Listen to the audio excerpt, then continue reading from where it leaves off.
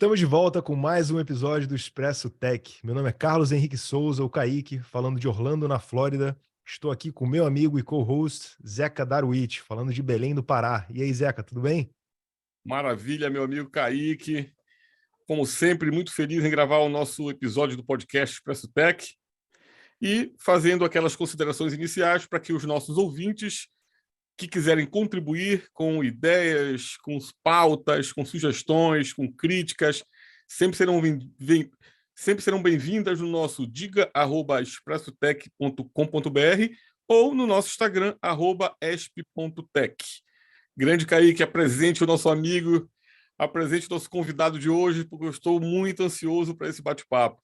Eu também, eu também. E no episódio de hoje nós vamos falar com o Bruno Guerreiro, profissional de segurança cibernética, especialista Linux com vasta experiência no mercado, envolvido em vários projetos e iniciativas maneiríssimas, ministra treinamento de segurança e é amigo meu do Zeca de longa data. A gente vai falar um pouco sobre isso no nosso papo, com certeza. Então, Bruno, por favor, apresente-se para a galera e diga de onde você está falando geograficamente. Oi, pessoal, obrigado pelo convite, Kaique, Zeca, muito bom rever vocês e falar com vocês aqui novamente. Estou falando de São Paulo, né, macro-região de São Paulo, próximo aqui a Campinas. Moro aqui já faz alguns anos, então muito bacana rever, a gente bater esse papo aqui, botar a pauta em dia. Olha que é uma pauta longa, né? Isso que me motiva, porque Verdade, verdade. vai ter muito assunto, e esse é um assunto que me causa um prazer enorme de conversar sobre esse assunto, porque eu acho que segurança da informação é uma pauta, é um assunto que é de extrema importância e muito também relacionado com o interesse que os profissionais têm nessa área, né? Eu lembro que na própria faculdade, né, a turma de infraestrutura como eu, você, já queríamos estar, já mexíamos com o Linux, já mais ou menos introduzindo o mundo da segurança, a gente queria usar Linux porque sabia que era mais seguro e tal. Então eu estou muito, assim, feliz, tá, Bruno, de te rever e poder estar batendo esse papo contigo. E tô, cara, sedento de informação, porque é uma área em constante mutação, parte de segurança. E como eu disse, né, Kaique, em outros episódios, segurança é além do firewall, né? Segurança é além do muro, né? As pessoas têm uma falsa ideia de que nós estamos limitados ao conceito de firewall para segurança, e tem coisa muito mais importante aí que você, com propriedade, vai dar um show pra gente hoje, né, Kaique? Com certeza, com certeza. Vamos falar de muita coisa. Como você já mencionou, né? A gente aí se conhece desde a época de faculdade, né? Não vamos revelar quanto tempo tem isso, mas outro dia desse, né? Semana E passada, né, Kaique? dia desse. E eu vou tomar hoje a iniciativa de fazer a pergunta que normalmente quem faz é o Zeca, mas vou tomar a iniciativa aqui de começar o nosso programa, né, fazendo a pergunta que a gente faz a todos os convidados, que é como é que você começou com tecnologia? O que te levou a começar com tecnologia? Pô, cara, essa é uma pergunta capciosa, mas a gente sabe que ela faz toda a diferença, né? Quando a gente vai falar de carreira, etc, né? Então, como eu comecei com tecnologia? Na verdade, eu sempre fui um garoto muito ávido, digamos, a entender como as coisas funcionam, né? Eu sempre tive essa curiosidade, né? Então, quando eu era menino, ali com os comandos de ação, aí a galera das antigas já vai entender mais ou menos a faixa etária, né? Já vai pegar. Então, eu desmontava o comando de ação para saber como funcionava por dentro o boneco, como ele era montado e etc, né? Então, eu desmontava um telefone para saber como o telefone era por dentro e tal.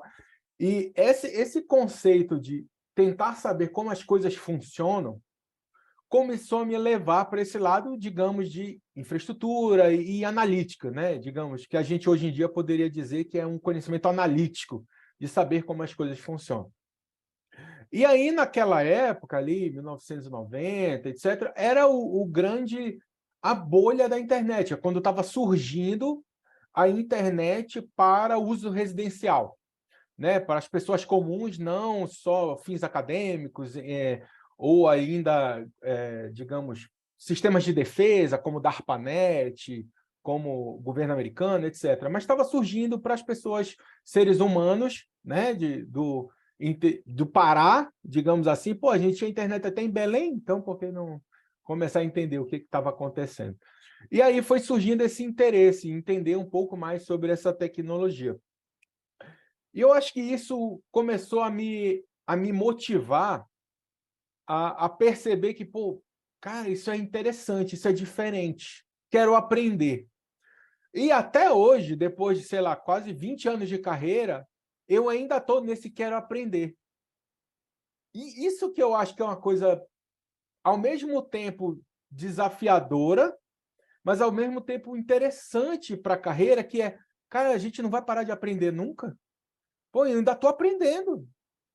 Eu me sinto, às vezes, no meu primeiro dia de faculdade, olhando o professor falar de uma coisa que eu nunca conhecia.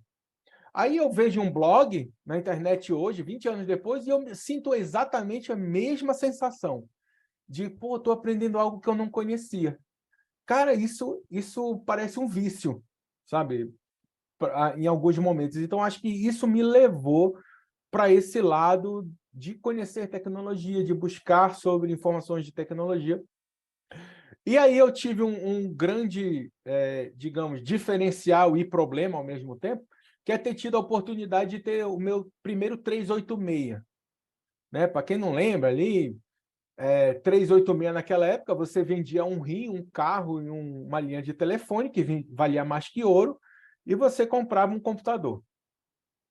Cara, e quando você comprava o computador naquela época, não vinha para sua casa um computador montado com Windows instalado, tudo pronto para você usar. Vinha um bagulho fechado no box, no máximo, no melhor dos casos, vinha um CD. E aí você tinha que ter a bela ideia de botar o CD dentro do computador, porque não estava escrito em lugar nenhum que você tinha que fazer. E aí eu fui aprender a instalar o Windows. E aí, logicamente, quebrei o Windows 749 vezes, né, diferentes, para você entender como funciona, como não funciona, o que é, o que não é. E eu sinceramente acho, Kaique, que hoje em dia isso é um diferencial para essa nova geração. A nova geração, por exemplo, a gente estava até brincando aqui antes de gravar, né? Docker, o que é Docker? Cara, você dá um play no negócio, o sistema sobe. O cara não teve a necessidade de instalar um sistema operacional, ele nem sabe como funciona um sistema operacional, não sabe o conceito. Se pegar uma aula do nosso professor Ronaldo, na época da velha guarda, e dizer para ele o que é mutex, o que é sinalização de ambiente crítico, o cara trava hoje em dia. O cara não tem ideia desse conceito. Então, acho que essa bagagem, digamos, da velha guarda, é algo que, ao mesmo tempo, é desafiador, sim, mas dá um desejo de você aprender esse conceito, sabe? Aprender, pô, por que isso? Por que aquilo? Por que aquilo outro? Então, acho que isso foi me trazendo para o mundo de tecnologia e, de certa forma, é meu vício hoje. Né? Então, hoje a tecnologia é meu vício, porque a tecnologia cada vez surge mais. Hoje em dia, naquela época, a gente falava, sei lá, de 386, hoje em dia a gente está falando de chat GPT. Como funciona o chat GPT e por que o chat GPT é tão bom e tão ruim ao mesmo tempo. Né? Então, tem duas vertentes da mesma moeda aí discutindo o assunto. Cara, eu acho que o mundo, do ponto de vista de tecnologia, está só começando. Se a gente olha para aqueles filmes futuristas, né?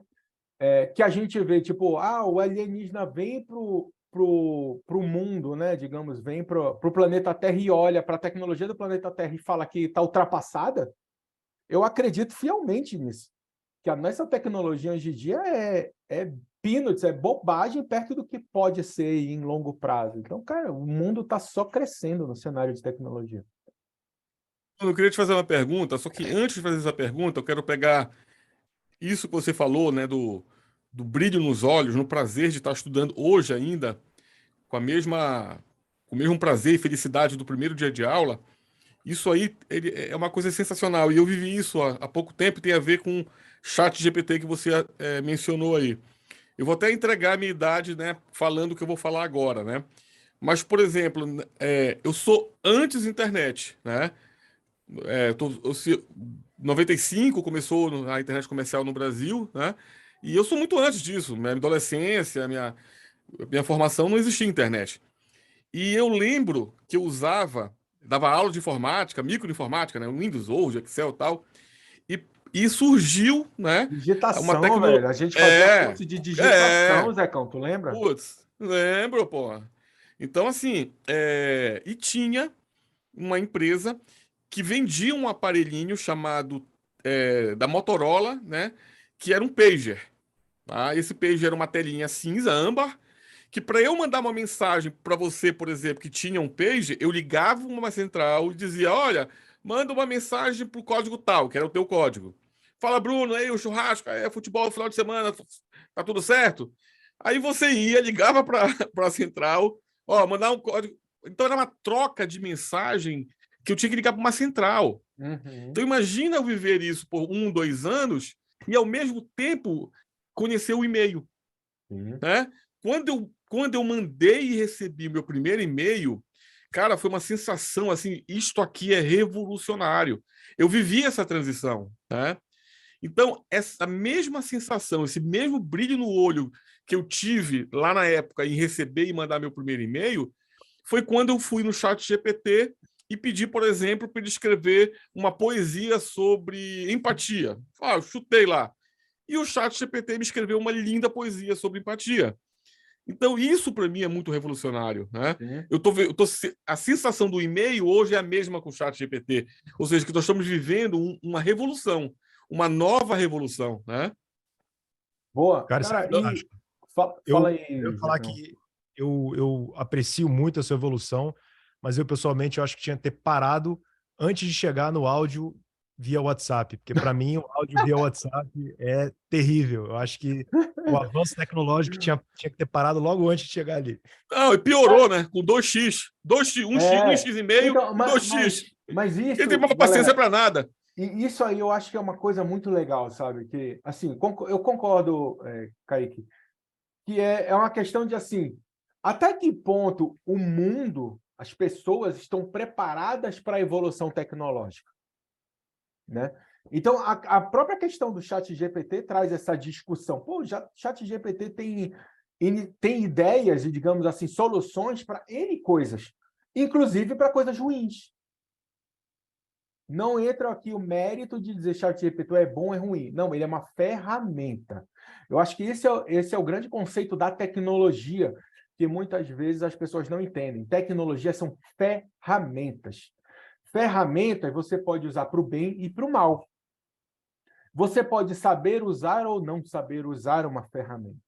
Então, eu acho que o grande X da questão que vai levar a nossa humanidade para frente é quem está pilotando as ferramentas, não a ferramenta. O problema não é o chat GPT, o problema é as pessoas que pilotam o chat GPT.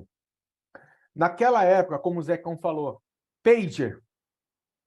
Pager é, assim, se a gente for falar de, digamos, de fases evolutivas e essas mudanças de brilho nos olhos, né, Zecão, a gente teve o pager, aí do pager a gente teve a primeira grande evolução, talvez, que foi para a internet BBS, tu lembra? Que foi a Lembro. primeira comunicação direta entre participantes, né, digamos, de Eu um usei a contexto. Mandic. Mandic. A Primeiro Mandic. BBS, que foi a primeira comunicação direta entre participantes do ecossistema e não através de intermediários, né? Porque, como tu falou, no Pager você precisa do intermediário para fazer a interlocução. Aí você teve o BBS. Depois do BBS, você teve o e-mail. Depois do e-mail, você teve o bom e velho bate-papo da UOL, para quem não lembra aí. Do bate-papo da UOL, você começou a ter IRC, e aí foi evoluindo os protocolos de comunicação, né? Mas qual é o grande conceito? Ferramentas de facilitar a comunicação humana. Ponto. Hoje, até pegando o que o Kaique trouxe, o áudio do WhatsApp é uma ferramenta de facilitar a comunicação humana. Por quê? Porque digitar gasta tempo. Digitar dá trabalho. Cara, você está dirigindo, você está fazendo uma outra coisa, e você está ocupado com uma outra coisa. Você fala mais rápido que digita. É fato. É processo humano. Você fala mais rápido que digita.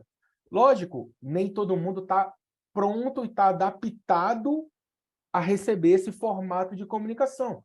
Eu tenho interlocutores hoje que, se eu mandar um chat no WhatsApp, ele me responde, me manda um e-mail. Normal, faz parte do processo adaptativo sobre a tecnologia. E eu acho que esse é o grande contexto da tecnologia na humanidade. A tecnologia, ela muitas vezes vai puxar a revolução social, a revolução de como a gente interage enquanto sociedade. Por quê? Porque é mais fácil implementar uma nova tecnologia do que mudar um ecossistema social. É fato. Né? Então, a tecnologia puxa o ecossistema social e não o contrário. Sabe? Então, Perfeito. eu acho que hoje em dia tem essa discussão. E aí a gente precisa se adaptar à tecnologia ou não, ou fazer como alguns países que dizem sumariamente: minha sociedade não está preparada para essa tecnologia, portanto, eu vou abandonar, eu vou abdicar desta tecnologia. Então, é uma questão de decisão, muitas vezes. Infelizmente, não tem certo e errado nesse aspecto, na minha opinião. É uma questão de sociedade. Se a gente perguntar o que é Perfeito. certo e errado enquanto sociedade, depende. Na África, várias coisas são permitidas que no Brasil não são, e vice-versa. Nós temos que evitar o conceito, né, o famoso etnocentrismo, né? Julgar a Exato, cultura alheia pela nossa cultura, né? E Bruno, exatamente. antes que eu esqueça de fazer a pergunta, que eu falei que eu ia te fazer uma pergunta. Em que momento você começou na área de cibersegurança? Pô, Zecão, como tu mesmo já deu essa resposta, ainda agora, que quando a gente começa, muitas vezes, para esse lado de infraestrutura, né, lá atrás, inclusive eu falo com alguns hoje em dia, o que antes, o paradigma que eu uso é segurança da informação hoje em dia é a mesma coisa que a gente falar de medicina lá atrás, né? Vou me explicar aqui para não ficar mal entendido. Lá atrás, a gente dizia que médico era médico. Ponto. Hoje em dia, médico é especialista em reumatologia, ou especialista em pediatria, ou especialista em geriatra, ou especialista em X, ou em Y, ou em Z. Quando a gente começou em tecnologia, eu trabalho com segurança. O que você faz? Tudo que se envolve segurança. Ponto. Inclusive, quando a gente falava que trabalhava com tecnologia, tudo que envolve tecnologia. Então, as pessoas imaginavam e tinham a expectativa que você fazia infraestrutura e você fazia desenvolvimento. Fato. Depois de um tempo, começou a se perceber e a aceitar que existiam dois mercados, infraestrutura e desenvolvimento. Essa separação de desenvolvimento e infraestrutura, hoje em dia, já é aceito, já é tradicional, já é tranquilo. Lá atrás não era. Né? Aí a gente começa a entrar. Quando você fala de segurança, de certa forma, conceitualmente, nasceu dentro de infraestrutura. Né? Então, você mesmo comentou, segurança, Firewall. Firewall é um dos aspectos de segurança, sim. Não é o único, mas Firewall nasceu dentro de infraestrutura. Né? Então, como eu comecei muito nesse aspecto de infraestrutura, naturalmente, eu comecei a lidar com redes de computadores, naturalmente com conceitos de networking. Quando você começa o conceito de network, você começa o conceito de privilégio mínimo, de segmentação de acesso, e isso são conceitos tradicionais dentro de segurança. Né? Então, segmentação de função, controle de acesso, são segmentos naturais dentro de segurança. E aí a coisa vai evoluindo. Você começa a perceber que esse conceito hoje em dia é engraçado, porque hoje em dia, às vezes, a gente conversa uma palavra-chave bonitinha do mercado hoje em dia é Zero Trust. Né? Zero Trust, um nome, mercado, blá, blá, blá. Cara, Zero Trust existe desde que o mundo é mundo. Quando você fazia um firewall, o que você estava fazendo? Zero Trust. Você estava separando o ambiente conhecido, né, sua LAN, do ambiente desconhecido, WAN. Isso é Zero Trust. Naquele momento, é um conceito de Zero Trust. A grande diferença é que esse trust, esse conhecido, vai cada vez diminuindo. Né? Então, você tem o trust do trust, DMZ versus rede interna.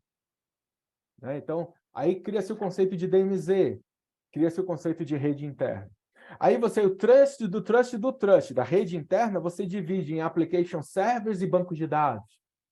E aí, do banco de dados, você divide em trust do trust do trust. O banco de dados da aplicação A não precisa falar com o banco de dados da aplicação B. O conceito fundamental é o mesmo, né? É defesa em profundidade e segmentação de camadas, que é o mesmo conceito que a gente aplica em software, né? Então, quem desenvolve software, muitas vezes acaba aprendendo eventualmente sobre o conceito de software 3 camadas, 2 camadas, uma camada, apresentação, aplicação e dados, né? Ou às vezes tem até uma 4ª camada de transformação e etc. Então, o conceito fundamental é o mesmo. E eu acho que isso é o X da questão, Zecão, quando a gente fala lá atrás de ficar sempre reaprendendo.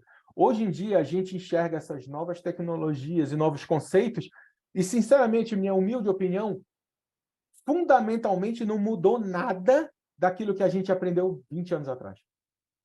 Os mesmos conceitos se aplicam com outros nomes, né? Outros casos de uso, né? Outras formas de usar, mas o conceito é o mesmo, né? O fundamento é o mesmo.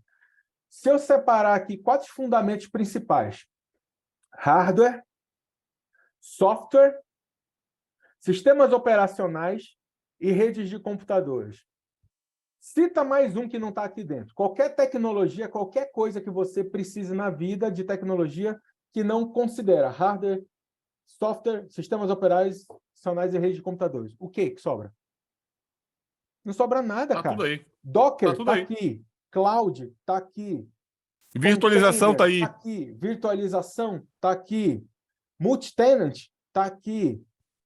Sei lá, Edge Computing está aqui. IA está aqui. Então, assim, se você estuda e começa a estender os fundamentos, existem 4 conceitos. Nada mais do que isso. A grande diferença é como você usa esses conceitos, né? Certos conceitos aqui você junta de formas diferentes para atingir o resultado.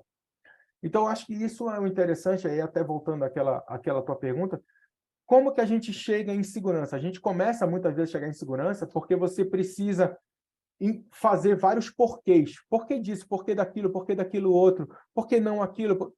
Então, o profissional de segurança é um profissional muitas vezes curioso. Por quê? Ele precisa antever o problema. Para eu antever o problema, eu tenho que ser curioso, eu tenho que perguntar e procurar formas de ter problema. O bom profissional de segurança, ele é o profissional que previne o problema e não o que responde o problema. Porque responder, todo mundo pode responder. Não, o problema já aconteceu, e agora? Bora botar no lugar. Beleza, mas aí você pode ter o efeito band-aid, né?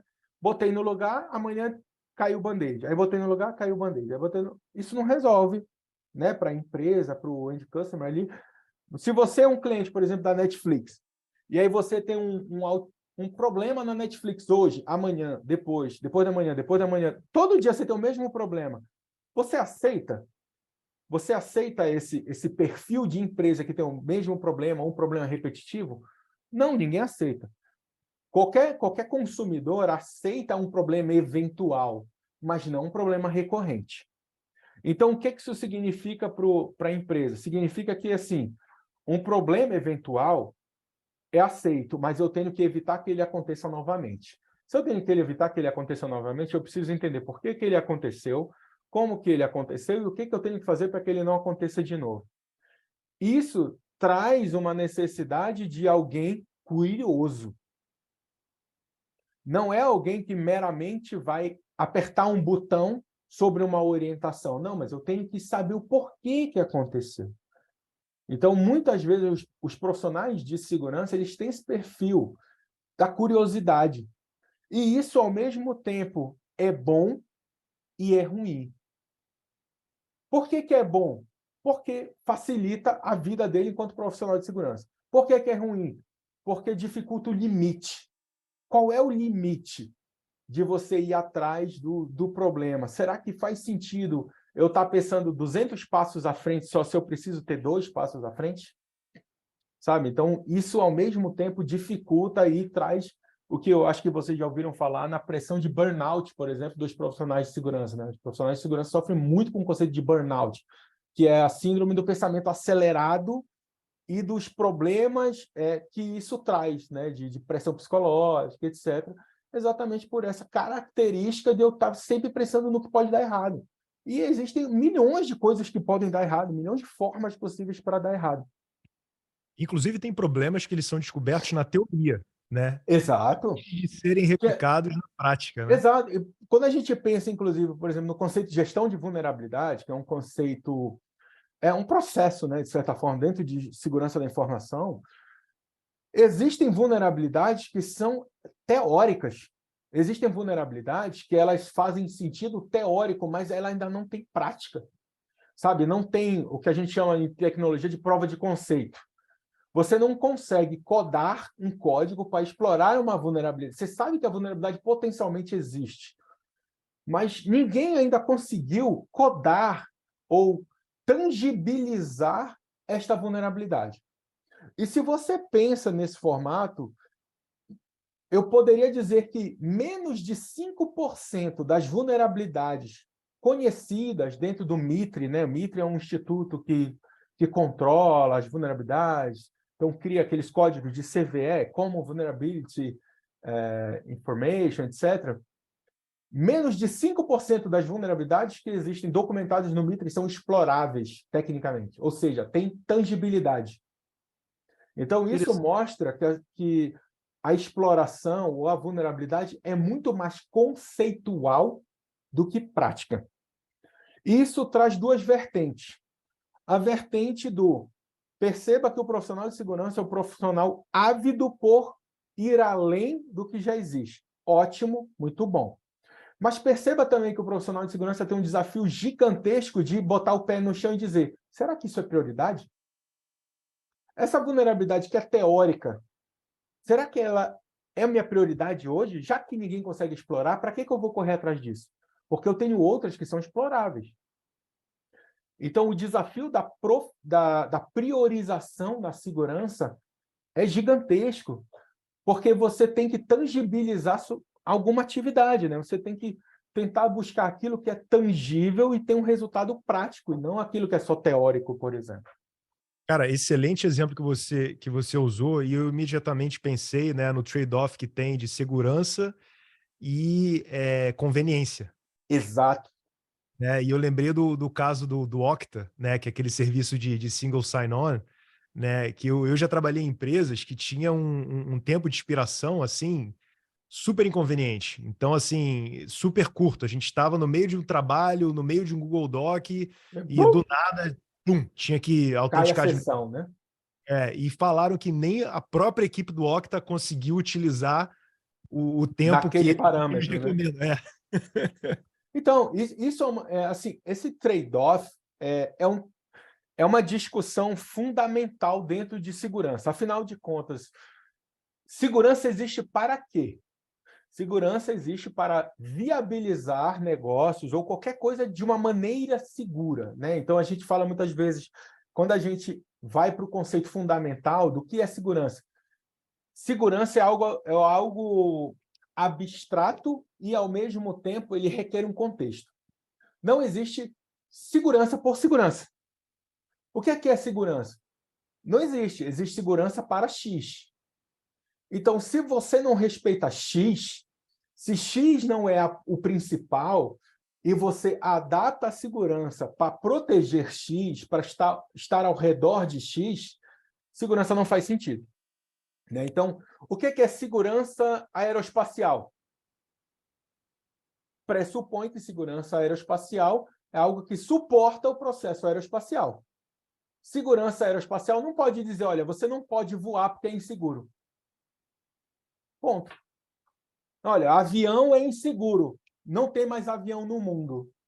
Cara, isso não existe. Não é o conceito, entendeu? Não é a prática da coisa. Então, segurança precisa suportar o negócio. Se o negócio ou aquela atividade, hipoteticamente, não existe ou não para em pé, todo o conceito de segurança vai por água abaixo. E assim vai, entendeu? Então, segurança é um eterno trade-off. É um eterno trade-off de usabilidade, como você comentou, porque usabilidade está envolvida com o processo de negócio, e é um eterno trade-off também de aplicabilidade. Eu consigo implementar ou não consigo implementar? Porque, às vezes, o esforço é maior para implementar do que simplesmente, olha, deixa para lá. Eu tenho uma. Falando, né, nesse assunto de, por exemplo, segurança na aviação, me veio uma coisa na cabeça. Eu acompanho aquele canal do Lito, não sei se vocês conhecem de aviação, né? Aviões e Música é o nome do canal. Muito bom. Para quem gosta de aviação, aconselho. E o Lito sempre fala que a evolução da segurança aeroespacial está diretamente relacionada nos sinistros que aconteceram no passado. Então, cai um avião, tem todo um estudo, né? Todas as nações se unem, o mundo se une, o fabricante se une, todo mundo se une para descobrir a causa daquele acidente, porque 99,9% a causa ela não era prevista, né? Uhum. Igual nós estamos conversando agora, e eles melhoram cada vez mais a segurança. Aí eu te pergunto, Bruno, cibersegurança vai nesse sentido? Vai, Zeca, vai assim. Sim e não. Eu acho que tem uma questão aí envolvida que é o objeto segurado, né? Quando a gente pensa no objeto segurado, que é a vida humana, você começa a perceber que existe um limiar de aceite de risco, né? O que a gente chama conceitualmente de aceite de risco. Existe algum patamar de aceite de risco para perder uma vida humana? Se alguém responder essa pergunta com sim, vai ser crucificado. Fato. Ponto. Eu não vou entrar no mérito se existe ou não existe. O que existe é ninguém aceitaria de livre e espontânea vontade e publicamente falando um nível de risco que perda a vida humana. Ponto. Fato. Existe um limiar para problemas que afete a disponibilidade de um serviço ou de uma empresa? Existe. É o mesmo limiar de perder uma vida humana e de perder um serviço? Não é. Não é. Então, é uma questão, sim, de quando você tem um incidente em aeroespacial ou em cyber ou TI, esse conceito das lições aprendidas é o mesmo conceito. Você para, traz a informação, reflete, o que eu posso melhorar, sim, não, talvez. Mas aí tem um ponto, que é, quando você reflete e traz esse ponto, você pensa que, para eu implementar essas correções, eu tenho um custo. Qualquer implementação, qualquer correção tem custo. E este custo precisa ser previsto e avaliado qual o impacto deste custo no ecossistema. Por exemplo, aeroespacial novamente. Últimos Boeings aí que saíram, né, tiveram vários incidentes, né, com jumbo. Tu lembra aí de uns incidentes com jumbo, etc. E pode ser que a tomada de decisão da empresa era, quer saber? É tanto incidente, eu não quero corrigir essa aeronave, eu vou simplesmente abandonar essa aeronave, vou construir outra. A tomada de decisão, do ponto de vista de negócio, é eu não vou ficar lutando ao mercado ou às entidades reguladoras de dizer eu estou corrigindo o problema. Não, quer saber? Olha, abandonei, esquece. Botei panos quentes aqui, esquece o que aconteceu, vou construir uma outra aeronave. Então, cada negócio, cada estratégia tem a sua estratégia de lidar com um incidente. Umas abandonam, outras dão de frente, né? Olha, estou corrigindo, estou corrigindo, estou corrigindo, estou corrigindo, e assim vai. Então, esse conceito de lições aprendidas é o mesmo conceito. A grande questão é como que você lida com essas questões aprendidas, tanto internamente quanto publicamente. Qual é o teu potencial de investimento? No caso que a gente deu, né? A gente deu aqui a aeroespacial e a gente deu o cenário do Netflix. Se o Netflix tem um incidente lá, tem uns problemas, contas vazadas, que seja, contas vazadas, credenciais vazadas, etc. Quantos por cento do parque de clientes do Netflix estão sendo afetados com esse incidente? Será que compensa para o Netflix o processo de correção? Esse impacto de contas vazadas, qual é o potencial de perda do Netflix? Lembrando que ele não está perdendo vidas, está perdendo receita. Qual é o potencial de receita perdida? X milhões de reais. Quanto vai custar o tratamento e a correção da vulnerabilidade? Digamos que seja 2 milhões de reais a mais do que aquele X. Compensa?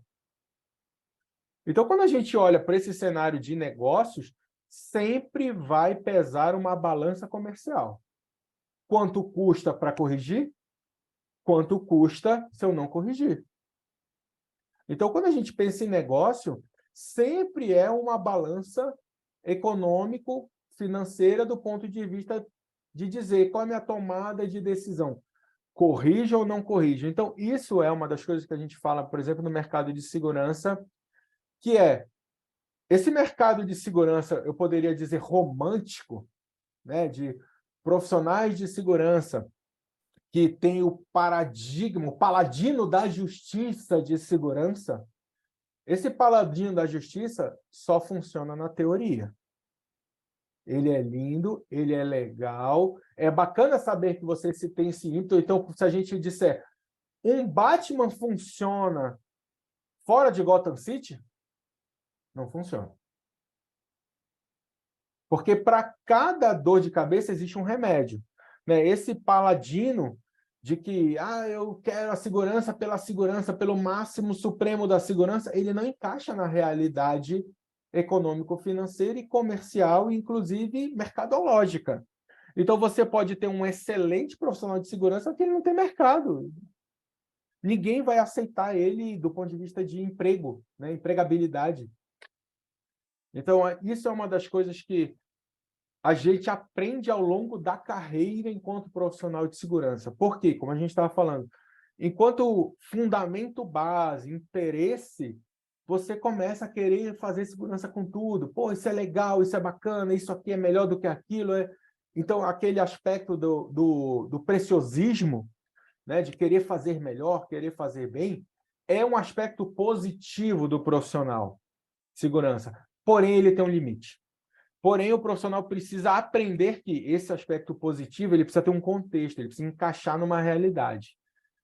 E isso é um grande desafio nos profissionais, eu diria que sêniors, consultores, da carreira de segurança, que é aprender a fazer esse trade-off e conseguir dormir bem e botar a cabeça no travesseiro.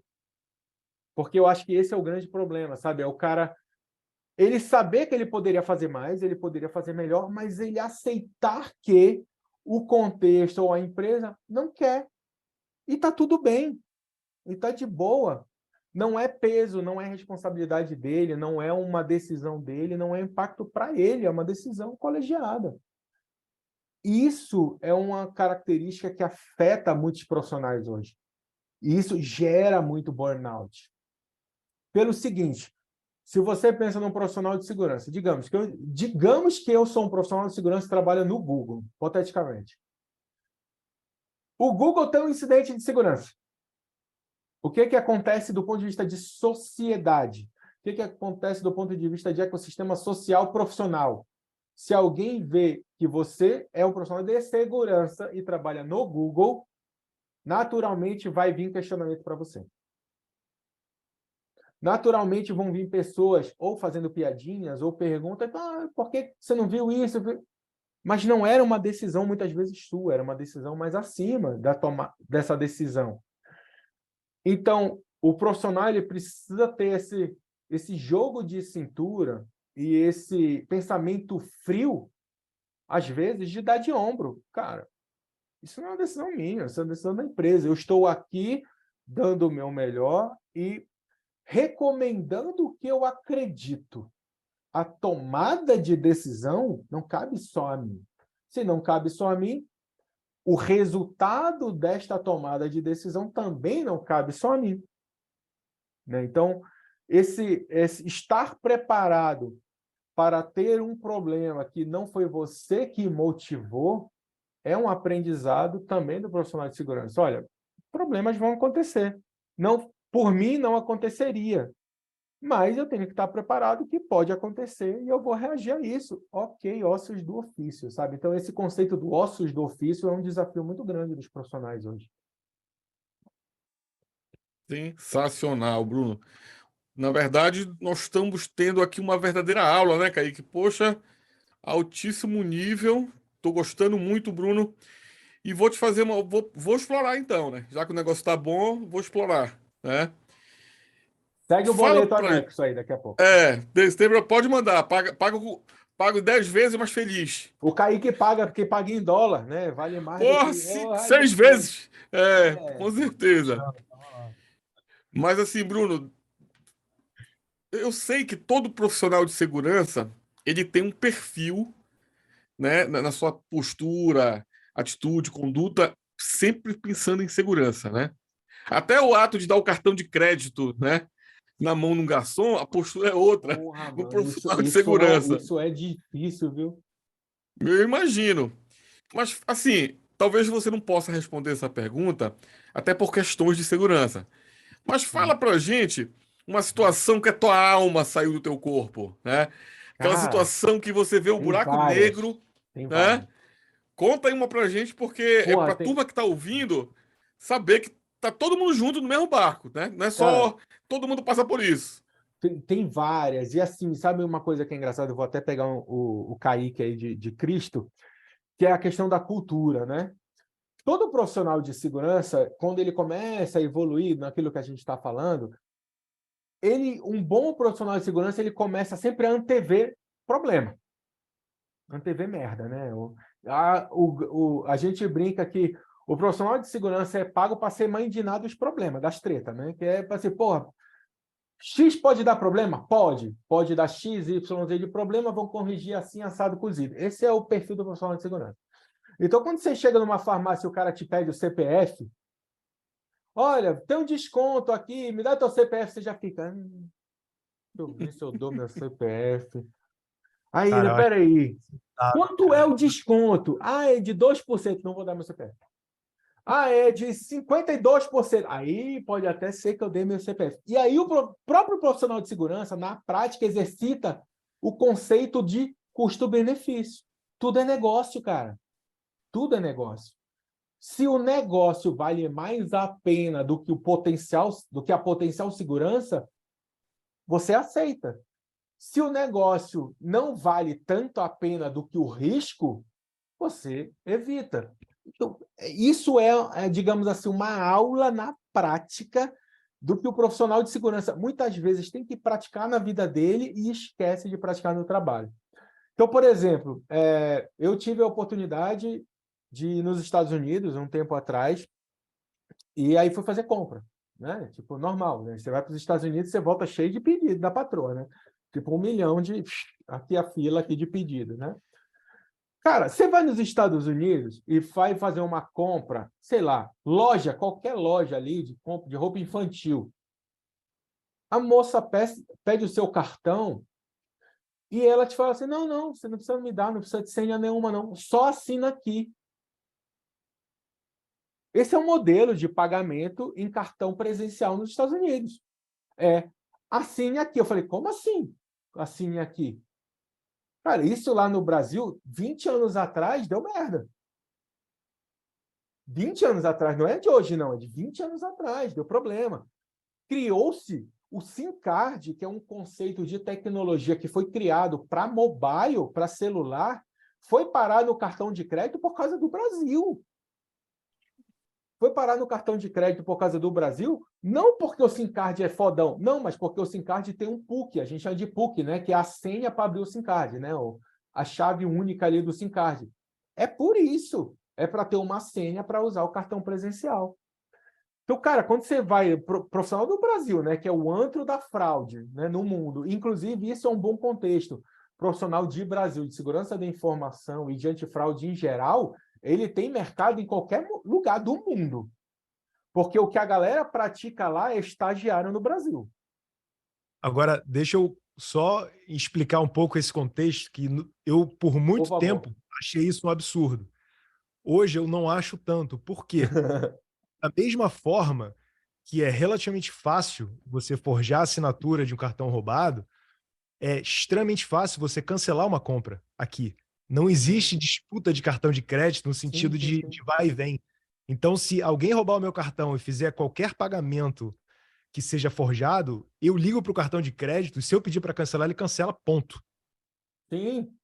Não, assim, Entendeu? o cancelamento, eu acho, Kaique, eu acho que é bacana esse diálogo, porque a gente, enquanto consumidor, não sabe o outro lado da moeda, né? Aham. Tem outros trâmites, tem outros processos que vão surgindo para compensar. Mas o ponto é, a loja, isso é uma coisa de cultura. A loja nos Estados Unidos está preparada para ter perda. Uhum. A loja, conceito cultural, a loja sabe que vai ter perda. Vai ter perda por fraude, vai ter perda por que um produto não está na qualidade adequada, vai ter perda porque às vezes o cliente não gostou. Se você chega nos Estados Unidos numa loja e fala, não gostei dessa roupa, o vendedor fala, não tem problema, me dê aqui, a gente te devolve o dinheiro, tranquilo. Ou ainda, eu já vi situações do vendedor falar, não, você não gostou? Tudo bem, a gente devolve o dinheiro, mas leva para você o produto, fica à vontade, fica. Eu não quero de volta. Você quer outro É exemplo que cultura, cara. eu acho Aqui no absurdo até Brasil, se hoje? você vai numa loja e pede para devolver um produto, você tem que passar 3 meses brigando, explicando por que que você quer devolver, por que que você não falou na hora, por que que isso, por que que não aquilo. Então, é uma questão de cultura, Tem entendeu? Fala aí, serviços Kaique, traz aí. de débito automático, né? Que o débito automático aqui, que é? É você coloca literalmente o número da sua agência, o número da conta, e só com essas duas informações o serviço já consegue debitar direto da sua conta de banco. Ai, meu patrão. Tem uma galera que eu conheço aqui no Brasil que só quer uma passagem. Não, cara, mas isso é Mas, Bruno, engraçado, sabe? Essa questão de cultura é uma questão de que a gente fala em mercado de segurança, que é a questão de conhecer o ecossistema de segurança, conhecer o ecossistema de risco. O risco Brasil é X. Se o risco Brasil é X, você precisa ter controle X, Claro. preparação X e adaptação X. Sim. Se o risco Estados Unidos é Y, controle Y, preparação Y, adaptação Y. Então, é isso que às vezes é desafiador para o profissional, é se encaixar no contexto e Uhum. entender que, para determinada situação, eu posso baixar a guarda, porque o risco é menor. Isso é um trade-off que é necessário para o profissional, ao longo do tempo, saber quando usar. E uma outra discussão é qual é o produto que a gente pode pensar que é comercial que usa esse termo segurança? Seguro, né? Seguro residencial, seguro de carro, seguro de qualquer coisa. Quando você contrata um seguro, está escrito lá que você não vai bater o carro? Não. Está escrito lá que você não vai ter um problema na casa? Também não. Está escrito que se você tiver, você tem um apoio. Ponto. Isso é segurança também cibernética. O profissional de segurança precisa entender que os melhores esforços que ele colocar não quer dizer que não vai ter um problema. Como que funciona o conceito do seguro? Você coloca um seguro e aí você tem várias cláusulas, né? Tipo, olha, não pode dirigir menor de idade, não pode dirigir embriagado, blá, blá, blá, blá. Por quê? Senão você perde a pólice, perde o seguro. Isso é o que a gente chama de controle de segurança. Ou seja, se eu aplico um patch, se eu corrijo uma vulnerabilidade, é para reduzir o dano, é para reduzir as situações de incorrência de segurança. Não significa que nunca vai acontecer um problema. Eu estou reduzindo a superfície de problema.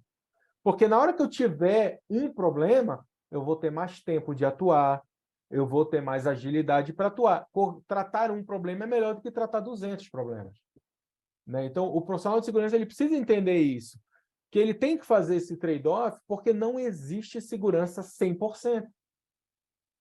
Não existe proteção 100%. Então, eu tenho que encontrar um equilíbrio de maximizar a proteção num esforço adequado que compense para eu ainda ter que olhar para a correção, porque vai ser necessário em algum momento. Só que se eu tiver que corrigir, que seja 1, não que seja 20. Então, a gente poderia dizer que é uma engenharia mental extremamente complicada. E essa tomada de decisão, e aí vem o desafio do profissional de segurança, aprender a abrir mão para aquele perfil que a gente falou, que é um perfil perfeccionista, é um perfil que está sempre buscando melhoria, é um perfil que está sempre buscando o que ele pode otimizar. Abrir mão é uma dor, é um desafio, sabe? Então, eu senti isso muito na prática, ao longo da carreira, e eu imagino que isso seja uma dor para muitos profissionais que estão aqui ouvindo a gente. Mas a gente precisa aprender esse trade-off e dormir bem, né? E poder deitar a cabeça no travesseiro e dizer, fiz o melhor que eu pude, seja o que Deus quiser, amanhã é um novo dia e vim embora para a guerra de novo. Porque é uma das coisas que a gente fala, inclusive nas lições aí, nos cursos de segurança. Você escolheu essa carreira? Seja bem-vindo ao inferno. Cara, você escolheu a carreira de segurança? Seja bem-vindo ao inferno. Você vai lidar com isso o resto da sua carreira. Não, você não vai criar algo, eu estou criando algo à prova de incidente, à prova de problemas. Não existe. Você escolheu uma profissão que é enxugador de gelo. A sua profissão é enxugador de gelo cibernético. Essa é a sua profissão.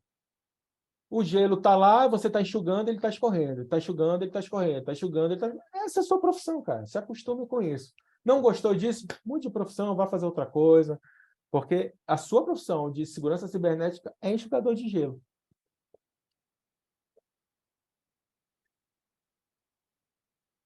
Fala aí, Zetão. Agora é o seguinte, não ouvi a história da sua alma saindo, você vendo, e agora?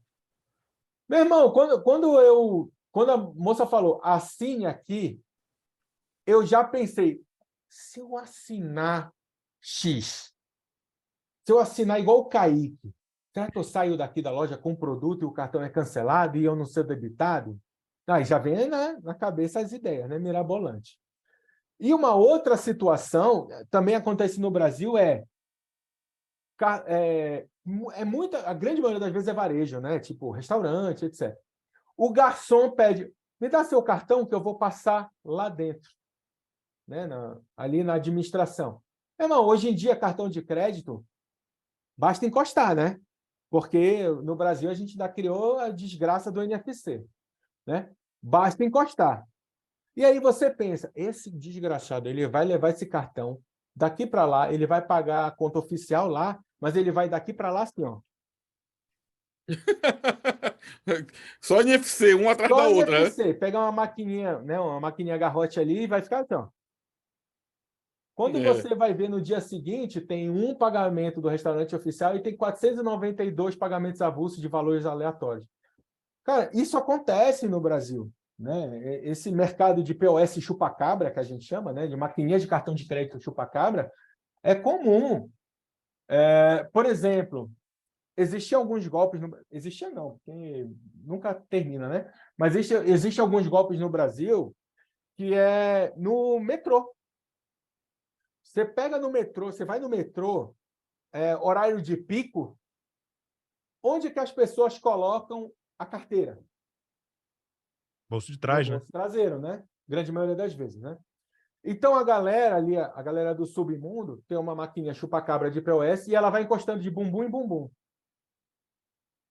Ó, bota ali um valorzinho e vai, ó, bumbum em bumbum. Quantos bumbuns você acha que tem no metrô de São Paulo no horário de pico? Então isso é mercado. Isso E é o que até a gente... carteiras hoje. Antigamente a gente chamava de batedor de carteira. Hoje em dia a gente chama de batedor de bumbum. Né? O cara pega a POS e você vai batendo bumbum a bumbum ali. Ele não precisa levar mais a carteira, cara. Olha que vantagem. Antigamente o cara tinha que meter a mão, tentar roubar a carteira e tal, não sei o quê, o risco de ser exposto. Hoje em dia o máximo que ele fala, desculpa, tá muito cheio aqui. Acabou, bateu no bumbum do cara, o cara olha para trás, não, foi mal, desculpa. Acabou, velho. Você não precisa mais pegar a carteira.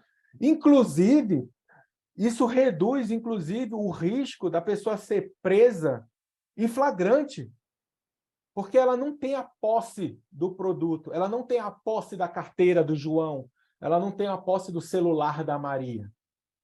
Inclusive, o celular tem NFC. A grande maioria, hoje em dia, das pessoas coloca, né, o cartão virtual vinculado no celular e o celular tem NFC para meio de pagamento.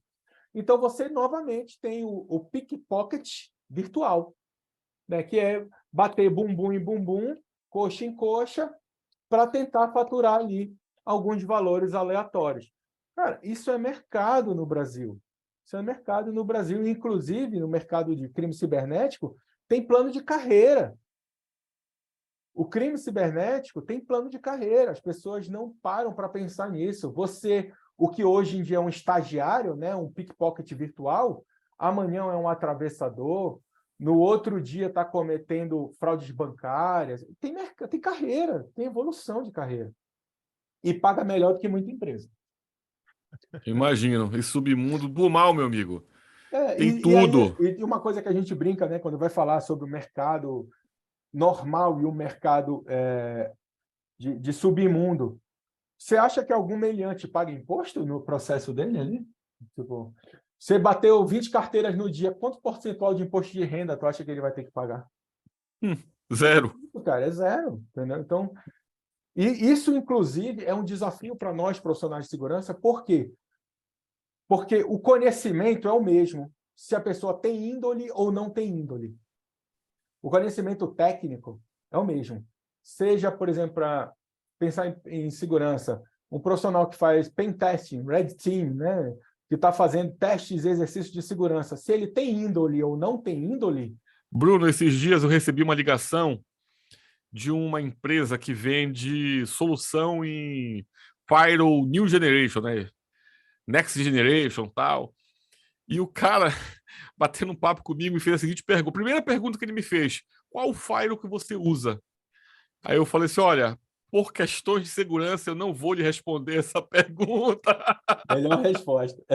Ele ficou todo errado. Eu falei: porra, tu quer me vender solução de segurança me perguntando meu firewall? Pô, não tem condições, pô. Né? Mas, Bruno, é o seguinte, cara, uma hora, um pouquinho mais de uma hora de bate-papo, cara, esse papo tá sensacional. Um prazer enorme, enorme, não só tá te reencontrando aí, mas percebi aí que tem muita coisa pra gente conversar ainda, tá? Então você vai entrar no seleto grupo de pessoas que nós vamos convidar para um segundo bate-papo, Eita. tá? Os nossos convidados que não tiveram o segundo bate-papo, não fiquem com ciúmes, porque nós vamos chamar também. Aqui é democracia pura, né? Mas a gente vai agendar contigo esse bate-papo, tá? Apesar do Kaique estar com o tempo super corrido, mas a gente vai agendar esse bate-papo porque tem muita coisa para falar sobre isso, né? Quero ouvir falar sobre Fire New Generation, Next Generation, Não, quero saber. queira não, velho. Não, mas quero ouvir sobre ransomware, quero ouvir sobre tudo de segurança, porque eu acho que nossos ouvintes vão ficar felizes em ouvir, em saber. E vou te pedir perguntar também quais as dicas, né, nesse próximo episódio, na formação desse profissional, tá? Bom. Então fique à vontade para suas considerações finais. Com certeza o Kaique vai falar agora, se despedir, e a gente vai marcar um próximo episódio. Passo a bola para o meu Kaique. Isso aí, Bruno. Pô, um prazer bater esse papo com você, né? Ouvir um pouco da sua experiência, ouvir um pouco das analogias, né? Dessas da prática de um profissional de segurança, né? Que como você mesmo falou, às vezes a teoria é belíssima, mas usando uma expressão americana, when the rubber meets the road, né? A coisa muda um pouco, né? Na hora da realidade. Pô, Né? Então, muito. legal ouvir da sua experiência.